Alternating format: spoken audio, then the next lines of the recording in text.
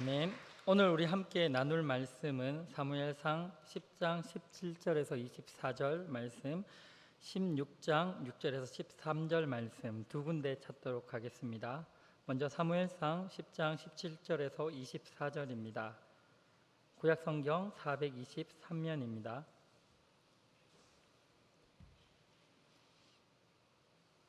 저와 한 절씩 교독하도록 하겠습니다. 사무엘이 백성을 미스바에 불러 여호와 앞에 모으고 이같이 말씀하시기를 내가 이스라엘을 애굽에서 인도하여 내고 너희를 애굽의 손과 너희를 압제한 나라의 손에 건져내었느니라. 너희는 너희를 모든 재난과 고통 중에서 친히 구원하여 내신 너희의 하나님을 오늘 버리고 이르기를 우리 위에 왕을 세우라 하는도다. 그런즉 이제 너희의 지파대로 1000명씩 여호와 앞에 나아오라 하고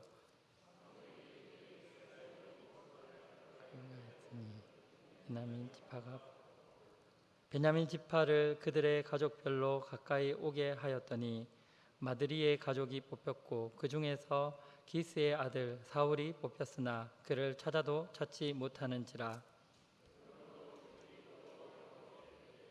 사람이 여기서 대답하여 이르시되 그가 진봇다리들 사이 23절 24절 같이 읽겠습니다. 그들이 달려가서 거기서 그를 데려오매 그가 백성 중에 서니 다른 사람보다 어깨 위만큼 컸더라. 사무엘이 모든 백성에게 이르되 너희는 여호와께서 택하신 자를 보느냐? 모든 백성 중에 짝할 리가 없느니라 하니 모든 백성이 왕의 만세를 외쳐 부르니라. 아멘. 16장 6절에서 13절 말씀입니다. 마찬가지로 한 절씩 교독하겠습니다. 그들이 오매 사무엘이 엘리압을 보고 마음에 이르기를 여호와의 기름 부으실 자가 과연 주님 앞에 있도다 하였더니 그의 용모와 길을 보지 말라. 내가 이를 걸었나. 내가 본 것은 사람과 같이 아니하니 사람은 외모를 보거니와 나 여호와는 중심을 보느니라. 이새가 아비나답을 불러 사무엘 앞을 지나가게 하매 사무엘이 이르되 이도 여호와께서 택하지 아니하셨느니라 하니 이르되 이새가 그의 아들 7을 다 사무엘 앞에 지나가게 하사 사무엘이 이새에게 이르되 여호와께서 이들을 택하지 아니하셨느니라 하고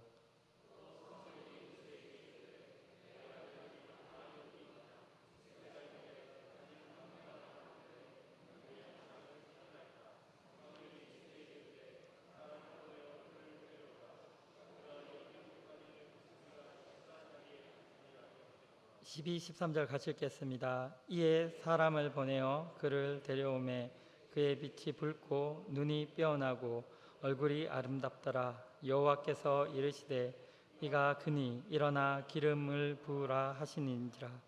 사무엘이 기름 뿔병을 가져다가 그의 형제 중에서 그에게 부었더니 이날 이후에 다윗이 여호와의 영에 크게 감동되니라.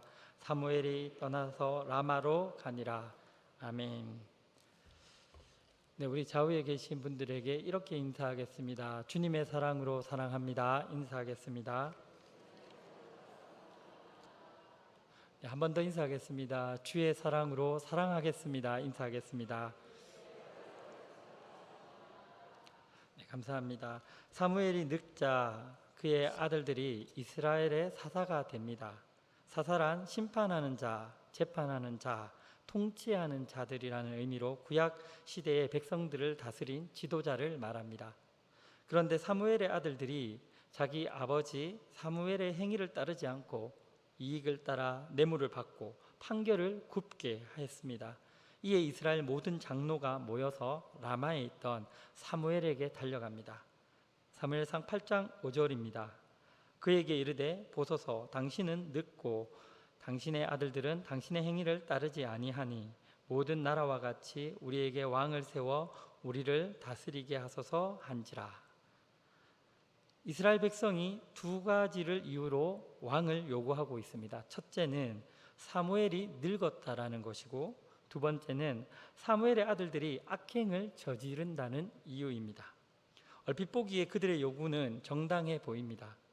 그러나 사실 이러한 이유들은 핑계에 불과한데 방점이 뒤에 있습니다. 5절을 다시 보시면 당신은 늙고 당신의 아들들은 당신의 행위를 따르지 않는다. 두 가지 이유를 들었죠. 뒤에 모든 나라와 같이, 주변 나라들이 이미 왕정 시대를 정치 체제로 받아들이고 있는데 아직까지 이스라엘만 하나님이 다스리시는 그런 신정 체제를 면하지 못하고 있다는 그런 불만이 주된 이유였습니다. 이는 달리 말하면 이스라엘 백성들이 하나님이 아니라 자기들의 뜻을 이루어주고 자신들의 욕심을 채워줄 인간 왕을 달라고 요구하고 있는 것입니다. 하나님은 그들의 마음을 정확히 꿰뚫고 계셨습니다. 사무엘상 8장 7절입니다. 여호와께서 사무엘에게 이르시되 백성이 내게 한 말을 다 들으라. 이는 그들이 너를 버림이 아니요 나를 버려 자기들의 왕이 되지 못하게 함이니라. 아멘. 사무엘이 하나님이 아닌 자기들의 이스라엘 백성들이 하나님이 아닌 자기들의 왕을 구하고 있는 것입니다. 이스라엘이 하나님을 버리고 자신들의 왕을 세우려고 하는 이유가 19절, 20절에 잘 나타나 있습니다. 사무엘상 8장 19절, 20절입니다. 백성이 사무엘의 말 듣기를 거절하여 이르되 아니로소이다. 우리도 우리 왕이 있어야 하리니 우리도 다른 나라들 같이 되어 우리의 왕이 우리를 다스리며 우리 앞에 나아가서 우리의 싸움을 싸워야 할 것이니라 하는지라. 사무엘이 왕정 시대로 인하여서 나타날 폐해들을 그 앞에서 이야기를 했습니다. 왕이 있으면 이런 너희들에게 안 좋은 일이 있을 것이라고 엄히 경고하였지만 백성들은 사무엘의 그 말 듣기를 거절합니다. 그 이유는 우리도 다른 나라들 같이 되어야 했기 때문입니다. 그래서 우리의 왕이 우리를 다스리며 우리 앞에 나가 우리의 싸움을 해야 한다라는 것입니다. 누구를 위해서요? 우리를 위해서. 한번 보십시오. 20절만 보더라도 이 한 절에 우리라는 단어가 무려 5번이나 나타나고 있습니다. 우리가, 우리를 위해서. 여러분, 이 말을 달리 표현하면 하나님 없이입니다. 이것이 세상의 가치관입니다. 이 시대의 정신인 것입니다. 그리고 이러한 풍조는 오늘날에도 여전히 유효합니다. 가장 대표적인 것이 진화론입니다. 1859년 찰스 다윈이 종의 기원이라는 그 논문을 쓰고 진화론을 주장했을 때 많은 사람들이 이 이론에 동조하고 열광했습니다. 왜입니까? 그때까지는 세상과 인간의 존재, 그 근원을 설명하기 위해서는 하나님이 아니면 길이 없었어요. 그런데 이 이론이 등장하자 처음으로 인간의 근원과 존재를 하나님 아닌 것으로 설명하기 시작한 것입니다. 이 이론이 참인지 그른지 사실 중요하지 않아요. 중요한 것은 하나님 없이 인간의 존재와 근원을 설명해 냈다라는 것이 중요합니다. 거기에 사람들이 열광하는 것입니다.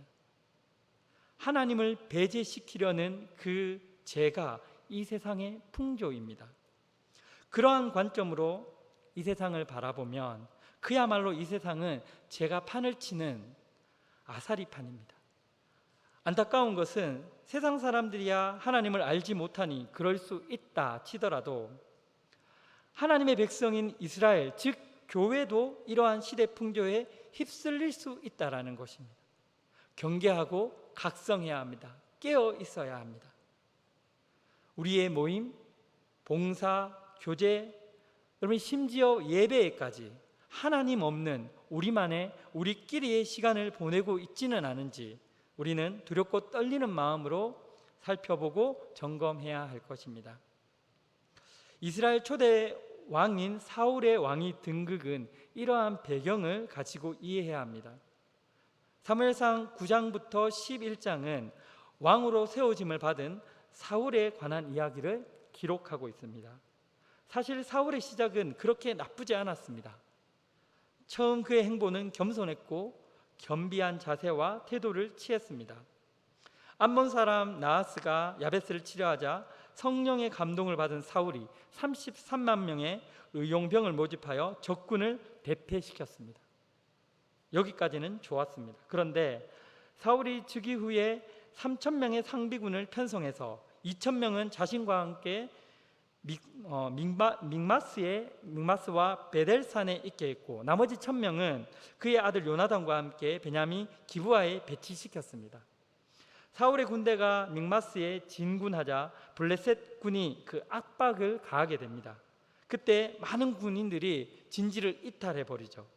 위기를 느낀 사울은 전황이 불리해지자 사무엘을 기다리지 못하고 스스로 제사를 지내는 치명적인 실수를 하게 됩니다. 제사는 오직 제사장이 주관할 수 있었는데 제사장이었던 사무엘이 늦자 왕인 사울이 제사를 지내버린 것입니다. 이 일로 인하여 하나님이 경노하셨는데 사무엘상 13장 11절에 사울이 이렇게 변명하고 있습니다. 사무엘상 13장 11절 12절입니다. 사울이 이르되 왕이 행하신 것이 무엇이냐 하니 사울이 이르되 백성은 내게서 흩어지고 당신은 정한 날 안에 오지 아니하고 블레셋 사람은 믹마스에 모였음을 내가 보았으므로 이에 내가 이르기를 블레셋 사람들이 나를 치러 길갈에 내려오겠거늘 내가 여호와께 은혜를 간구하지 못하였다 하고 부득하여 번제를 드렸나이다 하니라. 블레셋이 이렇게 모여들자 백성들이 두려움에 사로잡혔습니다. 사기는 떨어지고 군사들이 군대를 이탈하여 기강이 무너졌습니다. 이 위기의 순간 어쩌면 사울의 행동은 비록 잘못되었지만 임기응변의 적절한 대응이라고도 생각할 수도 있을 것입니다. 그러나 성경이 사울의 이러한 행동을 크게 지적하는 것은 사울 속에 자리 잡고 있는 어떠한 두려움 때문입니다. 11절을 다시 보시면 백성은 내게서 흩어지고, 우리는 이 구절을 통해서 사울 중심에 무엇이 자리 잡고 있는지를 알 수 있습니다. 사울의 두려움은 백성이 내게서 흩어지는 것이었습니다. 누구에게서요? 나에게서. 사울의 중심에 하나님이 아닌 백성이 있었고, 더 구체적으로 말하면 내가 자리 잡고 있었던 것입니다. 사울의 실수는 계속됩니다. 사울이 아멜렉과 싸우고 큰 승리를 거두었으나 하나님의 명령을 어기고 양떼와 소떼 중에 좋은 것을 살려둡니다. 다 전멸시켜야 했었는데 왜 살려두었을까요? 사울은 그 이유를 하나님께 좋은 것으로 제사하기 위해서라고 변명합니다. 그러나 그 진위가 24절, 사무엘상 25장 24절에 있습니다. 사울이 사무엘에게 이르되 내가 범죄하였나이다. 내가 여호와의 명령과 당신의 말씀을 어긴 것은 내가 백성을 두려워하여 그들의 말을 청종하였음이니이다. 아멘. 여러분, 사울이 지금 누구를 두려워한다고 말하고 있나요? 백성. 사울은 백성을 두려워했습니다. 사울에게 있어서 백성은 하나님보다 더 두려운 대상이었고 더 큰 대상이었습니다. 어쩌면 사울은 백성들이 자신을 왕으로 세운 이유를 정확히 알고 있었던 것 같습니다. 그래서 떠나가는 그 사무엘을 붙잡고 간절히 부탁을 합니다. 내가 비록 죄는 지었지만 내 백성과 장로들 앞에서 내 체면을 좀 생각해 주셔서 나와 함께 제사 지내러 제사를 드려 주십시오. 여러분, 사울이 이렇게 말한 이유는 백성들이 자신을 왕으로 세웠다고 생각했기 때문입니다. 이쯤 되니 우리는 사울이 다윗을 왜 그렇게 미워하고 심지어 죽이려까지 했는지 알 수 있습니다. 사울이 다윗을 죽이려 한 이유는 사울은 천천히요, 다윗은 만만이다라는 그 백성들의 반응 때문이었습니다. 사울의 중심에 백성이 있는데 그 백성이 다윗에게로 향하니까 그가 두려웠던 것입니다. 사울은 천천, 다윗은 만만. 그 한마디가 평생 사울에게 맴돌았기 때문에 사울은 다윗을 미워하고 심지어 죽이려까지 한 것입니다.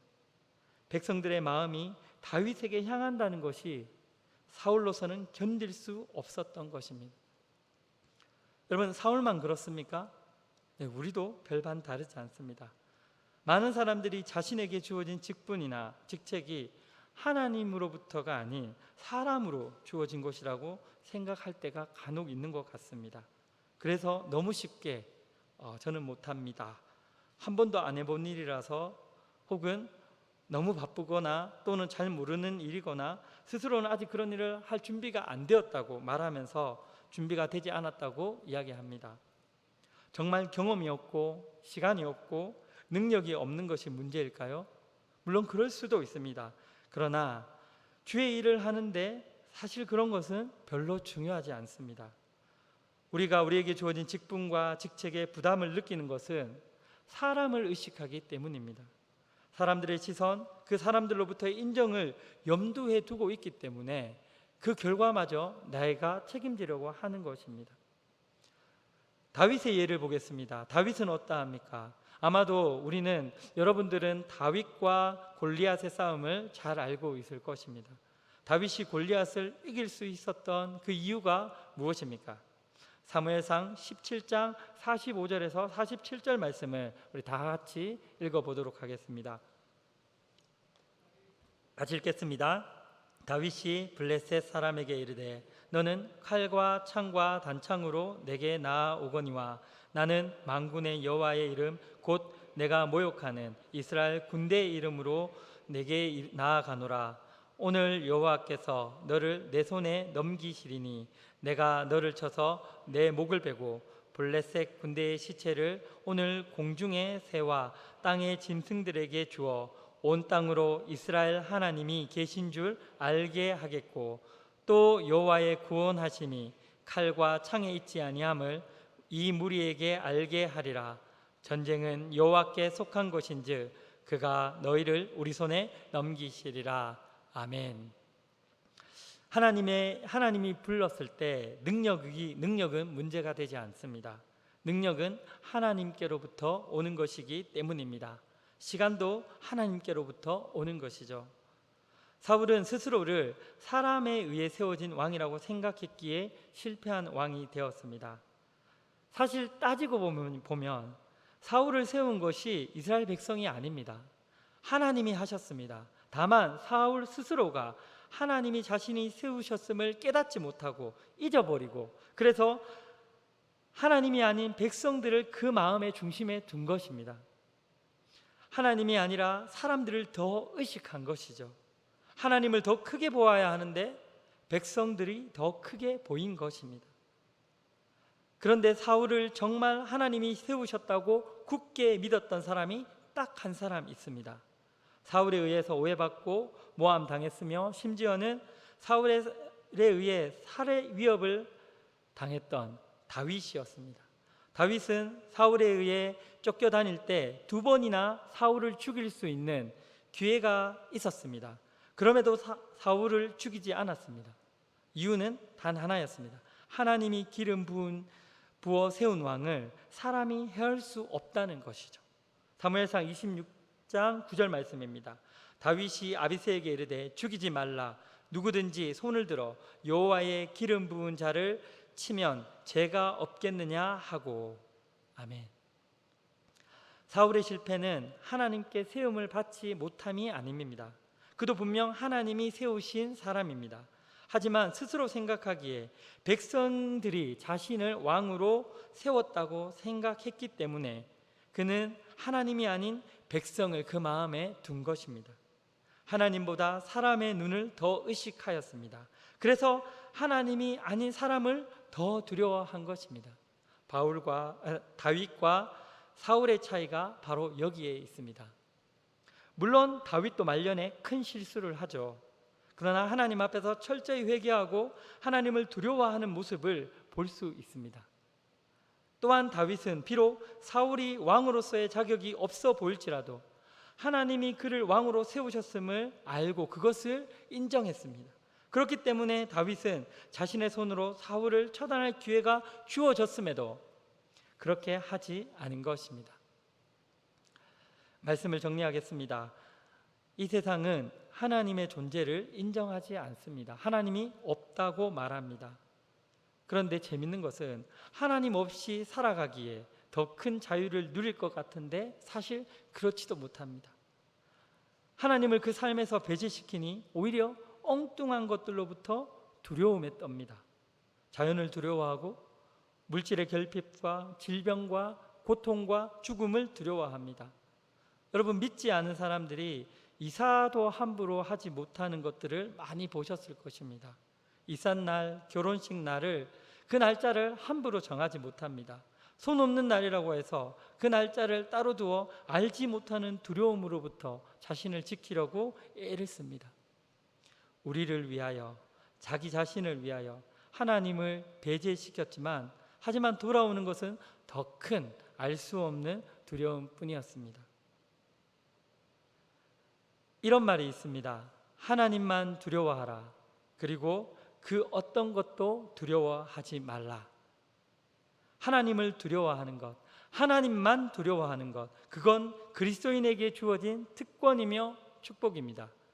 왜냐하면 하나님에 대한 두려움은 단순하게 우리가 잘못한 것에 대해서 하나님께서 벌 주시고 심판하실 것이라는 그 무서운 대상으로서의 그런 두려움이 아니라 하나님에 대한 사랑과 놀라움과 감탄과 그분의 신실하심에 대한 그 경외심에서 오는 거룩한 두려움이기 때문입니다. 그러하기에 하나님에 대한 두려움은 오히려 모든 것들로부터 우리를 보호하고 우리를 지켜주며 참된 자유를 주게 되는 것입니다. 사랑하는 성도 여러분, 여러분은 누구를 두려워하고 계십니까? 그 두려움의 근원은 무엇입니까? 하나님만 두려워함으로 모든 것으로부터 자유하는 참된 복을 누리는 저와 여러분 되기를 주님의 이름으로 축복합니다. 아멘. 기도하겠습니다.